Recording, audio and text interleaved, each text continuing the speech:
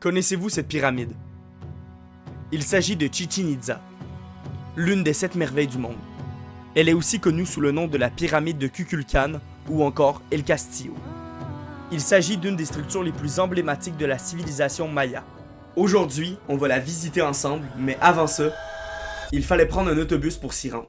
Dans cet autobus, on a pu faire la rencontre de Ruth, qui a été notre guide pendant toute cette aventure. Durant le trajet, elle nous a prêté des objets qui nous en expliquaient davantage sur le peuple maya, une civilisation qui a régné plus de 1000 ans sur l'Amérique. Ça les gars, c'est tout simplement un livre dans lequel il y a tous les signes zodiaques des Mayas et aussi leurs animaux totems. Ça les gars, c'est la balle avec laquelle ils faisaient les sports et les jeux de balles, et ça on va en reparler plus tard dans la vidéo. Après le trajet, on est enfin arrivé sur le site archéologique de Chichén Itzá, le patrimoine culturel du peuple maya.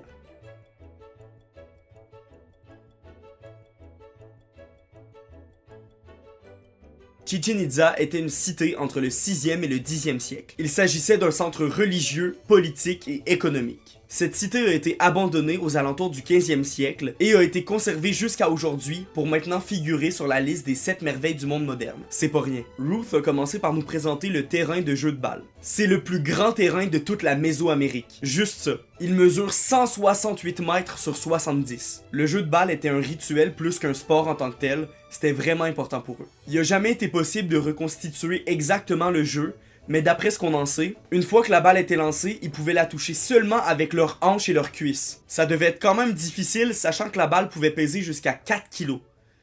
4 kg.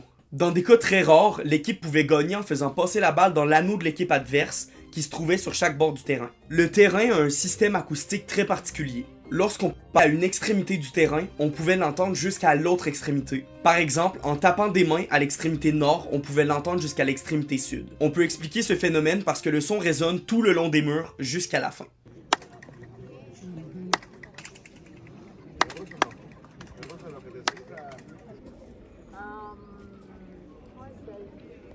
I love you! Me too! Thank you so much! Ensuite, on a visité le temple des guerriers. Sur le temple, il y a des images de guerriers, d'aigles et de jaguars qui dévorent des cœurs humains. Parce que oui, cet endroit était dédié aux dieux de la guerre et du sacrifice. Vous voyez les gars là-bas? À cet endroit-là, avant, c'est là-bas qu'on sacrifiait les gens. Ils arrachaient le cœur des victimes, et Ruth nous a même montré un très bel exemple.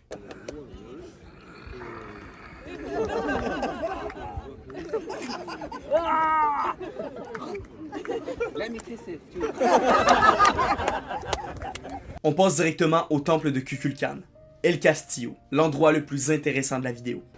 Regardez les gars, je vais aller vous montrer la pyramide. Là, je suis en sueur. Désolé les gars, j'ai hyper chaud. Mais regardez derrière moi. C'est la pyramide. C'est très très gros. C'est très haut aussi. Let's go les gars, on y va.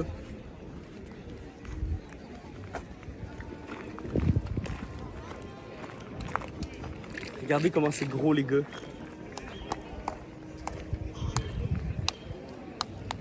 Cette pyramide est très impressionnante et cache une histoire incroyable. Elle mesure 30 mètres de haut et chaque côté de la pyramide possède 91 marches. Si on additionne toutes les marches plus la plateforme au sommet, ça nous fait un total de 365 marches. Une pour chaque jour de l'année. Les Mayas étaient très doués en mathématiques et en astronomie. Ça peut paraître fou, mais tout a été calculé pour que 2 fois par an, lors de l'équinoxe d'automne et de celle du printemps, une ombre en forme de serpent descend les marches de la pyramide. Cette ombre descend les marches jusqu'à atteindre une structure en pierre qui représente une tête de serpent. Leur connaissance en astronomie était très avancée, tellement qu'ils pouvaient prédire les éclipses solaires. Leur observatoire est toujours présent sur le site. Pour continuer, on a repris l'autobus pour visiter une cénote. Donc là les gars, on va partir, on va aller faire une deuxième activité. On va tout simplement aller nager dans des cénotes.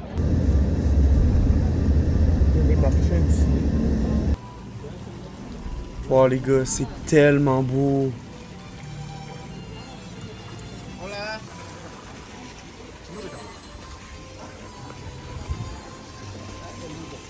Oh, on va pas se mentir, c'est beaucoup plus beau que l'hôtel.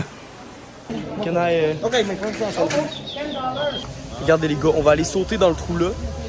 On va aller dans l'eau là-bas. C'est là-bas qu'on va aller. Regardez les gars, on va descendre ici, on va aller nager là-bas.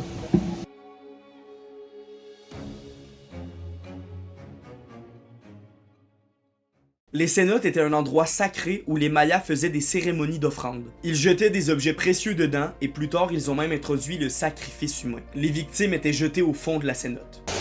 Donc là les gars c'est parti, je vais prendre ma GoPro et on va aller dans l'eau. Malheureusement, j'ai perdu les rushs de ma GoPro, donc j'ai aucune vidéo. Par contre, pour me faire pardonner, je vais vous mettre des vidéos que j'ai trouvées sur internet.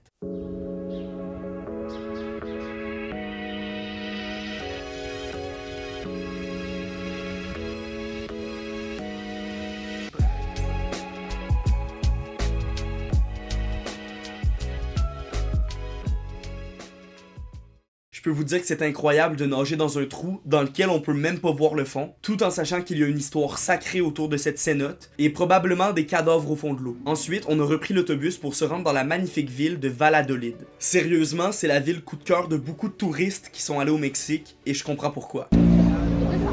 Donc là les gars on est dans la ville mexicaine.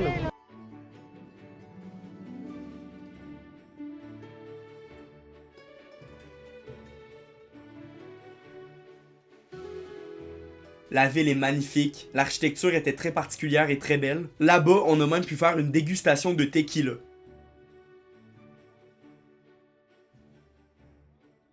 C'était très spécial parce qu'il y avait des insectes dans toutes les bouteilles. Ça rajoutait aucun goût, sauf que de savoir qu'il y a des insectes dans ce que tu bois, c'est particulier. Ensuite, malheureusement, c'était déjà l'heure de partir. Bien évidemment, on remercie Root qui a été notre guide tout au long de la journée, et aussi Philippe qui a été notre chauffeur de bus. Merci d'avoir regardé la vidéo, c'était le 4e et dernier vlog au Mexique. J'espère que cette série de vlogs vous aura plu. C'est vrai qu'il y a eu certains problèmes, les 3 premiers épisodes ont été tournés il y a 2 ans, et je tourne la dernière maintenant. N'hésitez quand même pas à me dire ce que vous avez pensé de la vidéo dans les commentaires, à mettre le pouce bleu et à vous abonner, ça fait toujours plaisir. On se retrouve bientôt dans une prochaine vidéo, soyez à l'affût.